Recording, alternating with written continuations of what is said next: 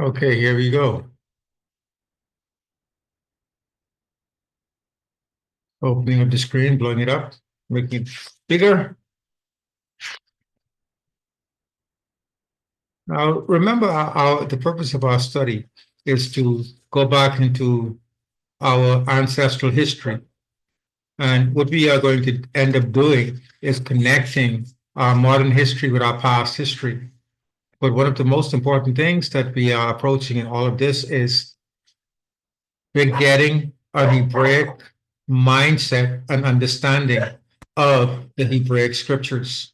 We're putting it back in its correct cultural context so that we are able to understand exactly what God's intent is in what He has given to us. And we are Hebrew people. And I could say that boldly. And as we go through the history of the Hebrews, you'll see where our history, our modern history, connects to the past. And that's what I'm praying that we are able to get to. I just have to move through this a little while. We have already finished part 2. We are now on part 3. And this is where we left off last week, Bereshit chapter 17, talking about the circumcision. And we left off there, and now we're moving into the next chapter, and this is the life of Yitzhak. And I'm giving you a date here. This is roughly 1900 to 1700 BCE. Abram and Yitzhak existing, and we in that time. Now, this time period represents probably about, we're in 2024, you'd actually add 1900 or 1700 to 2024, and it'll give you an idea of how many years has passed since Abram and Yitzhak lived. If we were to take 1900 and add it to 2024, I think we would get that's 3924. Yeah, 3924, that's 3,924 years ago. In the case of the 1700 BC, it would be 3,724 years ago. That's how far away this is, but it has been a consistent movement of generation from this time, from the time of Abraham, 37 to 3,900 years ago, to the present time that we're living in now in the 21st century. And notice that the title is The Life of Yitzhak. We're still in Abram's life, but here we will see the introduction of Yitzhak, the second patriarch of the Hebrews. And we look now at Bereshit chapter 18, and we have to go to the book of Bereshit because Bereshit sets the historical background for Abram and his descendants. Whenever anybody is doing Hebrew genealogy, they have to go back to the book of Bereshit and start from Adam. And tracing Hebraism would come down through Abram, as we did, and come straight down. And you'd notice that that is the pattern. And most of the books, especially what is called the Ketubim, the writings, and also the Basar, and that being the good news, or what they call the Gospels. They start with genealogies, showing the consistency and the development of the movement of each generation. And the purpose for doing that is because from the generation of Abram, moving to Yitzhak and then to Yaakov, the most important element moving from generation to generation is that everlasting covenant. Extremely important. So now we are at chapter 18 of Bereshit or Genesis, and we're looking at a divine visitation. In chapter 18 of Bereshit, we are given very important information concerning the covenant relationship between Yahuah and Abram. Now, what could we consider the first appearance of Yahusha in earth time appears to be here, accompanied by two messengers. Get that? We have the first appearance, or what they call incarnations, or flesh appearance. This is where it happens. You know, many people go in to say, oh, well, is this an appearance of Master Yahusha before he came back in the first century Common Era? Is that Well, this is the first scriptural mention of the parents of Adon Yahusha. And we could safely say that because of the contents. We knew that there were three. If we read chapter 18, we notice that there are three messengers that are approaching Abram. And at the end of the exchange, the fellowship, because Abram is extremely hospitable. That's one of the characteristics of Abram that we must remember. If we are children of Abram, we should be very hospitable, because that is a trait of the indwelling of Ruach HaKodesh also. Have to be hospitable. He entertained them, prepared food for them. They sat, they ate, and were preparing to head off. Two of the messengers went on, the third staying, and that third actually spoke in the first person as Yahuah. And that means that Yahusha, who is Yah come in flesh, that's his appearance there. So we have that going on in chapter 18.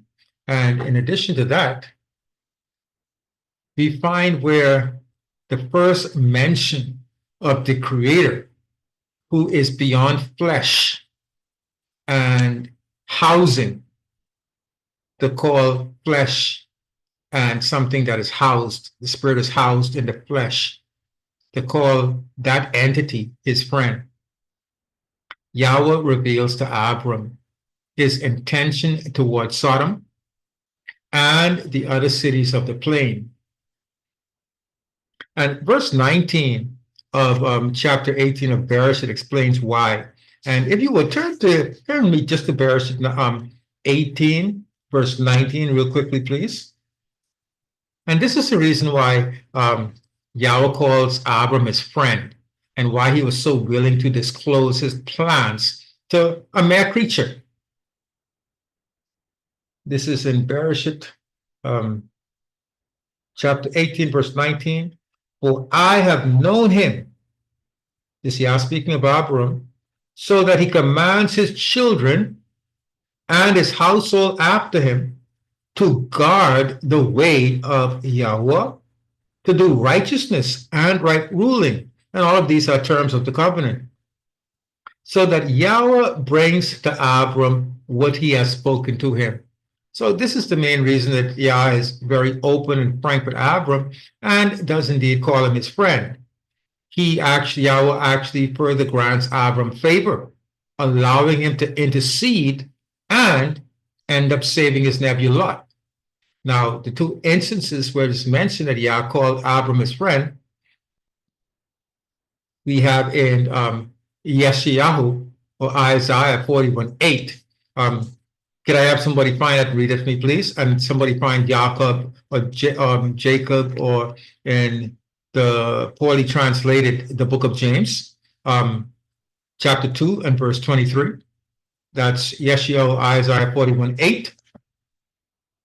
And Yahuah, or James 2:23.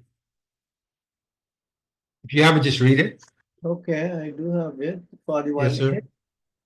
But you, Israel, are my servant, Jacob, whom I have chosen, the descendants of Abraham, whom I love.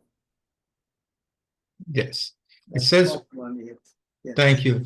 It says that Abram, whom I love. In some translation, has Abram, who is my friend. But the same connotation transfers over, that Abram is endeared to Yah, and Yah is endeared to Abram closer than most. And then it is repeated in Jacob, or James chapter 2, verse 23. Somebody have that for me? Can you help me with that? And the scriptures was filled, which says, Abraham believed Elohim, and it was reckoned to him for righteousness, and he was called Elohim's friend.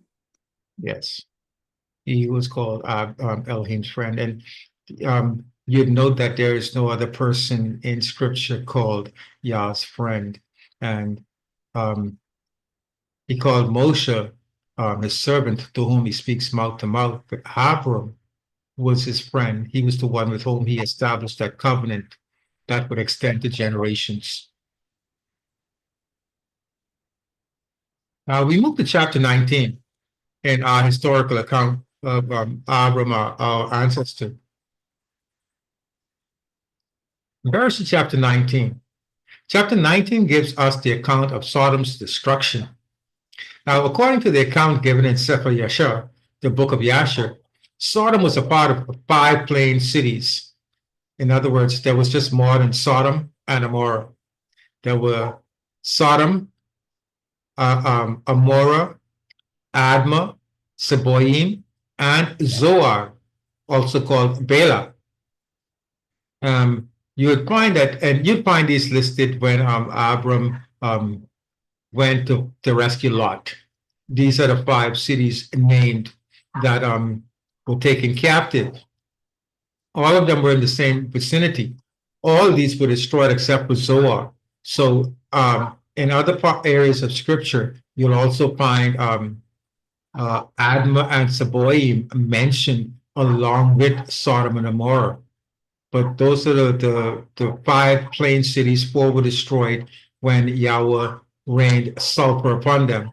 I think Zoar was the place where Lot did not want to go, and he fled to the mountains instead, because he thought that every place on the plain was going to be destroyed. Now, Abram's day. Abram's day is being used to refer to Abram's time. So it's more than just a day, it's his time period. Now, these would include the things happening in the years that he spent within particular environments. This immediate environment as well as his neighboring environments. The people around him, his immediate neighbors, those who would live close to him, and he's living in a tent, he's still nomad. Everything is still nomadic. They are not settling. They are camping one place for long periods of time and then uprooting. And this is because as shepherds, you would have to find fresh fields for your cattle and everything else, your livestock. The important thing for you as a nomad raising a herd is pasture and water. So digging a well and having the available feeding grounds is what would benefit a herdsman. Now, there were cities around the camps. When I say around, I don't mean in close vicinity. For instance, we have Abram living in tents in the land of Canaan, but not too far in the distance, a couple of miles away, you have 5 cities: Sodom, Amorah, Admah, Seboim, and Zoar. These are cities, but Abram is still living the life of a nomad. Okay, so we're talking about the environment of those living in tents in this area, and we're talking about the environment even extended further to those cities that are not far away. And then the other places, the other cities that are in the land of Canaan, where he's now existing. So all of these would affect what has become cultural, knowing that Abram as an individual is setting the pace and the foundation for a specific culture. He's setting specific customs in the things that he do and sets up and passes on to his children. Now, I'd like to say this about Sodom and Amorah that was destroyed, the 4 cities that were destroyed.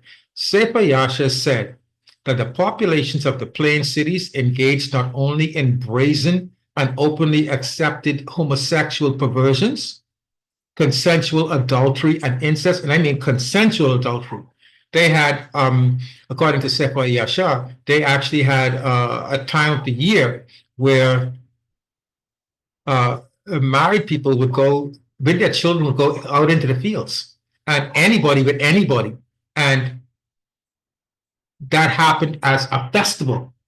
Could you imagine something that as a festival to some type of deity? This is why Yahweh wanted, in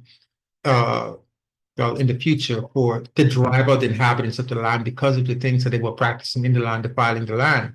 You could also see why those 4 plain cities who had become so corrupt in their behavior, they were also barbaric and inhospitable to strangers and visitors, whereas we know that our scriptures tell us that we should be careful to entertain strangers because some have entertained messengers unaware. But we have these people don't care who they are. And you should read some of the stories in the book of Yahusha concerning that. They were very cruel.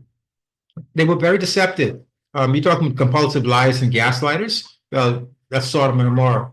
So with all of these combined, Yahweh saw that their cup was full. So they had to be destroyed in a supernatural way. Fire and sulfur from the heavens, destroying their cities. And be familiar with this, the account of destruction of Sodom and Gomorrah, the escape of Lot, his wife not being able to give up the city and turn to a pillar of salt. Yes, that's something that we want to avoid as believers. We don't want to look back, but we want to keep moving forward. Now, we're moving forward now, the destruction of Sodom, given in chapter 19. As I said, the Sodom was destroyed for a lot of reasons. And when we look at their brazen attitude, then we could understand, yeah, said that their cup is full, that their rope is ended. It's time to cut her off. Now we move to the next portion. We move into the introduction of the ancestor that would take the right of the covenant and move it into another generation. And this starts in chapter 21. It gives the account of Abram as he dealt in Canaan with its people. It gives the encounter with Abimelech being in the land of Canaan, and who was king in Canaan. And his Abram's experience with Abimelech was very similar to the experience that Abraham with Pharaoh in chapter 12, if you'd remember, when he told Pharaoh that Sarah was his sister. And he did the same thing with Abimelech. And Abimelech, too, was cursed because of him. And Abimelech actually had to ask Abram to pray for him to remove the curse that he had placed upon them for him having Sarah in his house.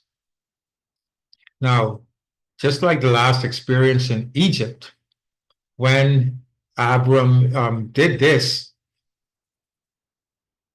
Abram was rewarded with plenty of gold, plenty of silver, and riches because of the fear that Yah placed in Abimelech and Pharaoh. Pharaoh gave him a whole lot, even he gave him Hagar. And Abimelech did the same thing and made sure, only thing, rather than sending him out of the country, Abimelech told him you can stay wherever you want to stay. Chapter 21, that's chapter 20, sorry, this is chapter 21. Chapter 21 accounts the birth of Yitzhak. Very important, because Yitzhak, the birth of Yitzhak, fulfills the prophecy and promise to Abram and to Sarah after a period of 25 years. And at this time, Abram is 100 and Sarah is 90. They are, well, as a man, you actually can reproduce until you die. But there is a time when a woman does not produce over any longer. And there's a set time for that. And usually it's long before you reach the age of 90. So what Yah has shown in actually causing a 100-year-old and a 90-year-old to bring forth a child is that there is nothing impossible with Yahweh. He works against nature. Also what he says he will do, and his promises are sure. These promises being made to Abram is to help Abram's children to see the faithfulness and the trustworthiness of Yahweh. Because, again, Abram teaches his house after him how to fear Elohim and how to put their trust in him. Now, Hazirah. Hazirah is Hebrew for the seed. And the seed is Yitzhak. Continuing in chapter 21, it also gives us a glimpse into the reason and purpose of having to drive out Hagar and Ishmael for 13 years. Ishmael was Abram's son, the only heir, and Hagar had elevated her position from being a handmaid to being a second wife or concubine in the house. But with the coming of Yitzhak, there had to be a clearing of house. Now, the main purpose they were driven out was so that a community of called out people from a pre-selected seed, that pre-selected seed being Yitzhak, could embrace the covenant that he, Yahuah, had made with Abram. He needed that pre-selected seed. No other seed could do. Had to be the one that he had selected, the one that he had promised when he first made the promise. No substitute would do. He allowed for the substitution, but he did not allow the substitution to make a replacement. So when the seed came, the substitution was removed so that the seed could take its place without competition and without challenge. And this is Yah's wisdom. Now, Yitzhak had always been Yahweh's original intent as heir. So Ishmael, even though coming 13 years earlier, could not be what replace what Yah had already said would take place. Even though all was done and made in the mind of Yahuah, he already had it set. And he had revealed to Abram that it would be through Sarah. So nobody else would do. The seed, this Hazirah, is something that is a term that we should become very familiar with, Hazirah, the seed, because the seed, being Yitzhak, is very important, as the seed is also in Yitzhak at this time. And when I'm talking about the seed, I'm talking about, well, there's a book called the Keber Nagas. The Keber Nagas is the Ethiopian account of the glory of the kings that traces the history of Ethiopian monarchy, the kings, back to King Solomon. And one of the things that the Keber Nagas pulls out is the fact that there is a specific line through which a set apart seed was supposed to have come. And even within Israel, Judah was the tribe that was selected for the seed to come through. And in Judah, it would come, that seed would be specific to the house of David. And in the house of David, specific to the descendants of Solomon, and so on and so forth. And the Keber Nagas calls it the pearl, but the Hebrew, it's a seed. So it's a pearl seed, it's a precious seed. And I know that because many of us have the precious seed in us, you know who I'm talking about, that is Adon Yahusha. Now, interesting, testing the seed for the seed. Chapter 22 of Bereshit presents prophecies through trial and experience with blessings at the end. Very, very important for us to understand that chapter 2 gives us the great parallels between Yitzhak and Yahusha. Oh, yeah, please forgive me for the spelling. Yahusha are remarkable and shows the wisdom of Elohim. Verse 2 of Bereshit chapter 22, if you want to turn there with me, please. That's Bereshit of Genesis chapter 22. And we're looking at verse 2. And we're just going to see how it reads. The reading there is very, very, very peculiar. And it's as follows. And this is Yahweh talking to Abram. And he said, take your son now, your only son, Yitzhak, whom you love. Notice that. Abram already had Ishmael for 13 years. But here it is, Yahweh says, your only son. As if Abram has no other son. In the eyes of Yahweh, this is the son of the seed. So he is the only son to carry forth the covenant. He says, whom you love. And Abram waited 25 years. Yes, he was happy with Ishmael, but 25 years he waited for Yitzhak, and his joy was ecstatic. Continuing to finish, he says, go to the land of Moriah and offer him there as a burnt offering on one of the mountains which I command you. Yahweh used language for Abram in his testing, language that was very specific and peculiar, language that he himself devised because it is the very language in which he was about to act on behalf of all mankind in giving his only son, whom he loved, for the benefit of mankind. Verse 2, as I mentioned, is a very clear messianic type. Yahusha being Yahweh's only son. Mount Moriah, also called Mount Zion, is the mount near the Mount Hekal, or the temple, sat. Moshiach's impalement was in the vicinity of Moriah, the very same area and vicinity. And there is great parallels. Here we have the Akedah Yitzhak. That's the binding of Yitzhak, and we have the Akedah Yahusha, the binding of Yahusha. Both of them bound. And this is something for us to understand also, that Yitzhak was not some 8 or 9-year-old boy, but he was a mature man in his 30s, actually, very parallel to Adon Yahusha when he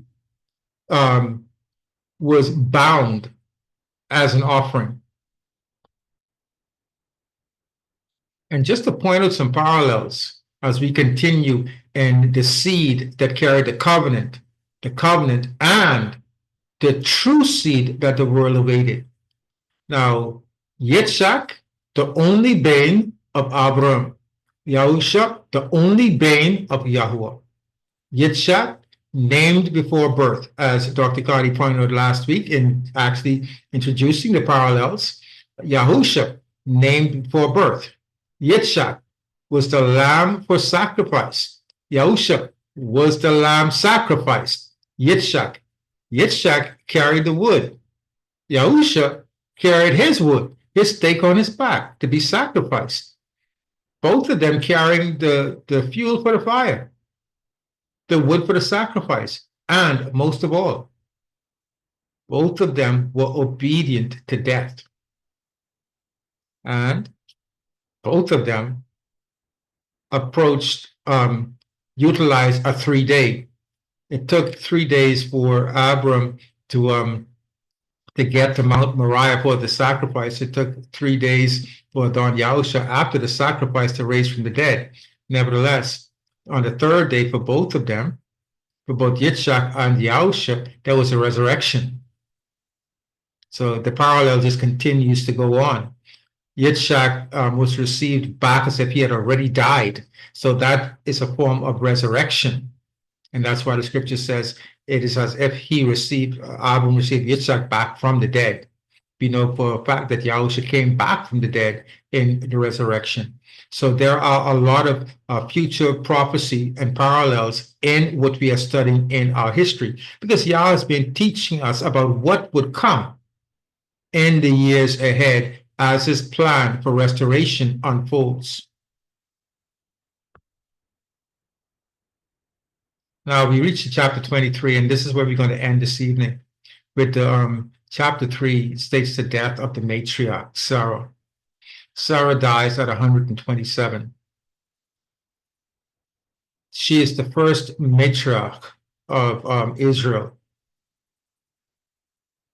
In chapter 23, what we have also is the first real estate purchase in the land of Canaan by Abram. And that purchase was the cave of Machpelah and its fields. The cave of Machpelah became a standard burial site for the patriarchs. We would find as we go through our history that in the cave of Machpelah, we would have both Abram and Sarah, we would have Yitzhak and Rebekah, and we would then also have Yaakov and Leah. Rebekah was buried in Bethlehem. She didn't make it to be buried in Machpelah, but Leah, the wife who was despised, was actually buried with the husband in Machpelah. And in addition to the cave, you also have the fields that adjunct the caves or prop the caves of Machpelah. But I have two questions for the platform right now, and I want to leave these questions with you.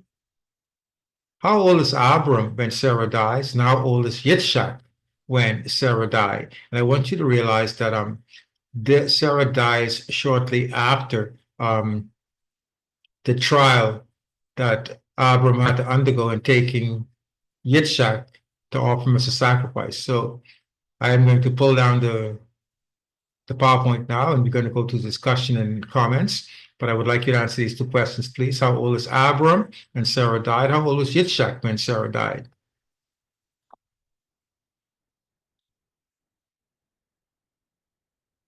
And I'll stop sharing. Abraham, would he have been about 137? Yes, sir. Yeah, he was 10 years older than her. That's what I wanted everybody to just say. He was 10 years older, so okay, that's good. So how old was Yitzhak? That's an interesting question,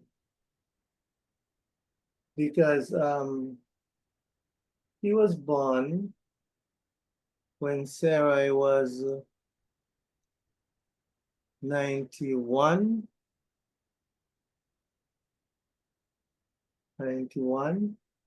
because he was born a year after she got the message at 90.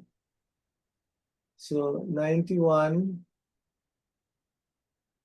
from 127, that leaves about 36, somewhere there. Yes. Yes, sir. So you see, he was well in his 30s when he was being taken up to be sacrificed. He was not a little child. And may I ask you a question on that? yes, sir. About how much time, actual time in years, was spent between the time of that sacrifice and the time Sarah died? Okay. According to the chronologies given in the book of Yasher and also the book of Jubilees, it was she died shortly after the trial. So it didn't give a number of years.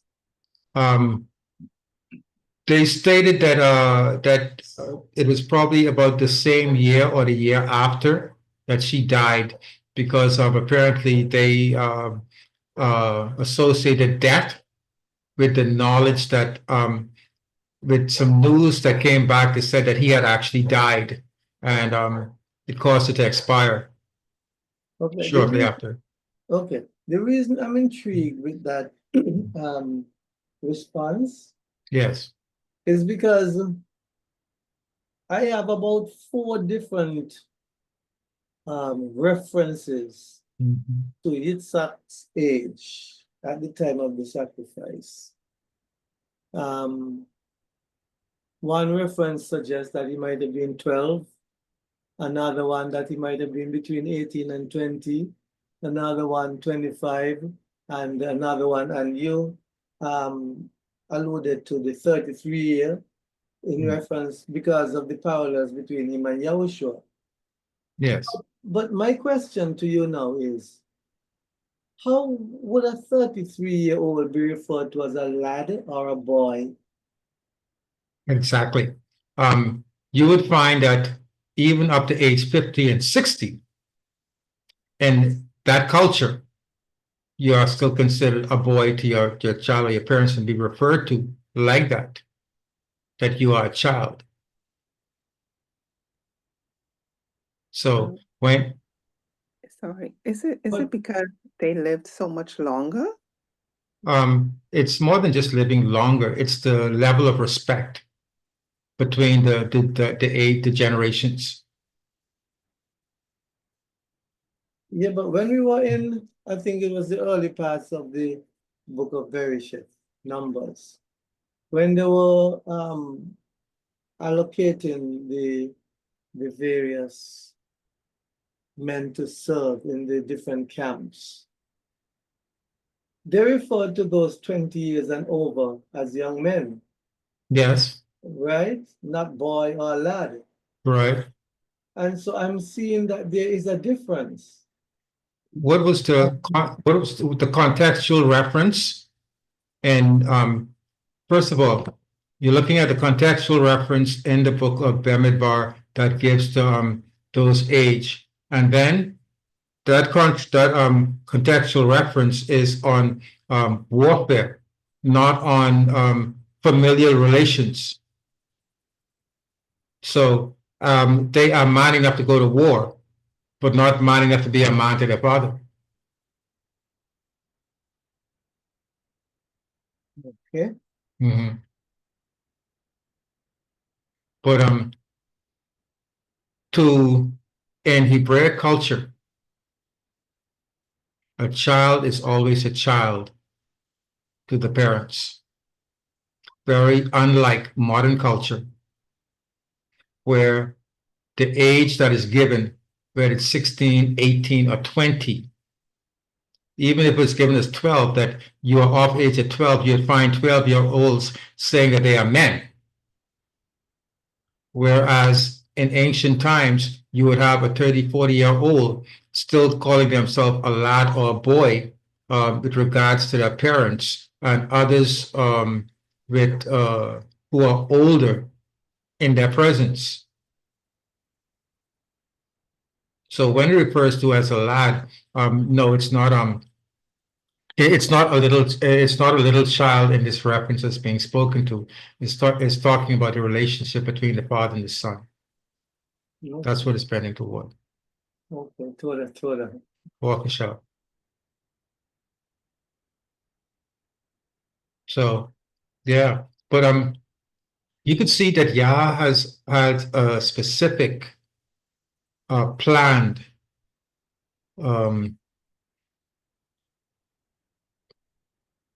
journey for restoration. He had a specific plan for restoration, and there was be no alteration. He wants what he wants, and he has a plan, and it will not be changed by anyone for any purpose. And that's good for us to know that our Elohim is consistent, because a consistent individual is reliable. You can trust them. A consistent person is somebody who you can truly invest everything in, because there's nothing to lose. They are who they say they are. And if they cannot be who you want them to be, they'll tell you. And that's our Elohim Yahuah. So we could trust him completely. He always does what he says he would do. Any other comments or questions for our, we're doing our history now. I know this is different from Christopher Columbus. It's more exciting and it's more real, more factual for us, that is. I know the focus is on the, okay, Kohen, I'm going to use a word. Yes, sir. I believe the focus is on the Israelites, Yes. even though we are studying the history of the Hebrews. The Hebrews are Israelites. Right. So the question I want to ask, having established that, is, are we going to look at a parallel in terms of the history of the two groups? Because one group would have come from Yitzhak, while the other group would have come from Ishmael. Okay. So, Yeah. so would you have room to do that parallel, or are you just sticking with the Israelites? Yeah, I was giving the Israelite history, but as we proceed, the other Hebrews who are not Israelites, they would be mentioned but not highlighted. Okay. But if you our discussion is such that if there is something that want to be discussed or added, especially concerning the history and the history of the Hebrews, we could do that. We could definitely discuss it. Don't want to discourage it. Anything that is added to our historical journey is beneficial. I would also, one of the things that I didn't say at the beginning is that at this time in the land of Canaan, you have advanced civilization. Because they are between Egypt and Babylon, ancient Sumer. So a lot of the civilization and culture between Egypt and Babylon has filtered into the land of Canaan. Also at this time, it is the Olmec who are civilizing the Americas. That's right, Olmec. These Olmec most likely came from Sumer. That's why you find pyramids and ziggurats in South America with big black heads, denoting that these were from the land of Sumer, the black-headed people that actually brought technology and civilization to South America long before there was basically South American Indians. That's where they got the technology from. Then you also had the Chinese, whose civilization was also rising parallel at this time. And of course, as we mentioned in the very beginning, the civilization in the Indus Valley. That's with India. These were all civilizations, all operating at the same time as our father Abram while he was in the land of Canaan, ancient civilization. Okay. Any more comments, questions? Please, I hope you find it interesting.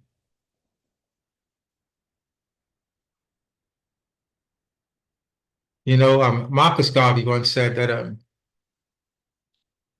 man without the knowledge of his past is like a tree without roots. Now, he said that in connection to the Pan-Africanism, but I'm saying that with regards to the true Israelites who ended up in the Western Hemisphere because of the disobedience to Torah. So I do hope that as we continue our journey in the history of our people, that it does spark an interest and we do make connections with our history and connections between what is written in the Tanakh, that is what is referred to as the Old Covenant, and the Brit Hadash, the Renewed Covenant. We can see automatically that the life of Yitzhak definitely parallels the life of Yahusha. So, comments, questions, discussion? Any more? Yeah, just one observation. Yes, sir. It's follow to the question I asked a while ago. Because Okay. I'm thinking that, you know, if we were to look at both trees, Mhm. We might be able to understand some of the conflict that is happening today between Mhm. the Israelites and the Muslims. You know, I mean, I know there are lots of different groups.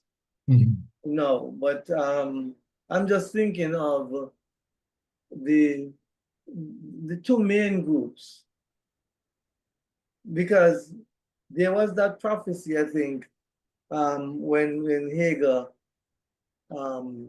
was turned away. I think one of the things the angel said was that there'll be conflict between the two brothers. Actually, it's said that he would his hand would be against, not necessarily against Yitzhak, but Yes. against all peoples. Mhm. Yeah, and one of the things we could do that, but one of the things we'll find out is that Islam as a religion is a bit different from Hebrew as a race. What a lot of us are not aware of is that, for instance, when we talk about Palestinians, we automatically say they are Muslims, right? That's the first thing that people come to people's mind, that they are Muslims. not realizing that a lot of those same Palestinians are Israelites by birth and Muslims by religion. That changes the scenario altogether. That means that they are children of the covenant worshiping false deity. Mhm. So that's one of the things that definitely will be coming up as we continue to study our history. And it's very intriguing and it's very, very valuable. This is the only way that we could return, completely return. Until we identify who we are, we cannot return to something that is set for a people if we don't identify with the people. And it's not a false identification. It's actually an identification that has been taken away, that is being put back. Identification that was once lost, that is being restored. So I pray that Yahweh continues to carry us through this and help not only us on the platform, but as many as would hear the recording and listening to become aware of it. And the return is very strategic and is outlined by Yahweh. And we're going to follow his outline and guideline for that restoration. So at this time,